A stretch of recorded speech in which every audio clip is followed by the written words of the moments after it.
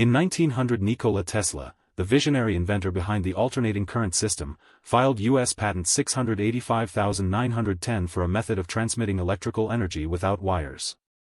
Hidden among his more celebrated patents lies a daring transportation idea, a locomotive powered entirely by resonant, earthbound wireless currents. The form of Tesla's railcar reflects the industrial optimism of the turn of the century.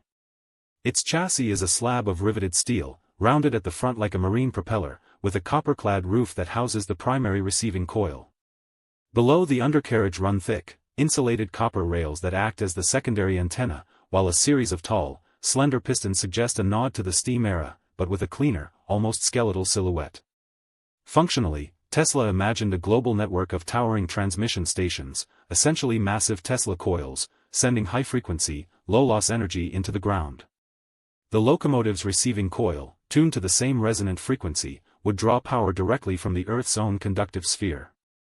No onboard fuel, no overhead catenary, the car would accelerate by modulating the phase of its coil, converting the induced alternating current into traction via brushless, induction-driven wheels. In theory, a single megawatt-scale transmission hub could propel an entire fleet of trains, sharing the load across the planet's own electrical envelope. Aesthetically, the design fuses Art Nouveau's graceful curves with the stark functionality of early 20th century engineering drawings. The exposed copper glints against the dark steel, echoing the luminescent glow of Tesla's laboratory arcs. Decorative brass inlays trace the contour of the coil, hinting at the elegance hidden within a system built for raw efficiency. Though never constructed, the Tesla wireless locomotive stands as a testament to a forgotten dream of borderless, clean power, a vision that prefigures today's wireless charging experiments and electric grid ambition.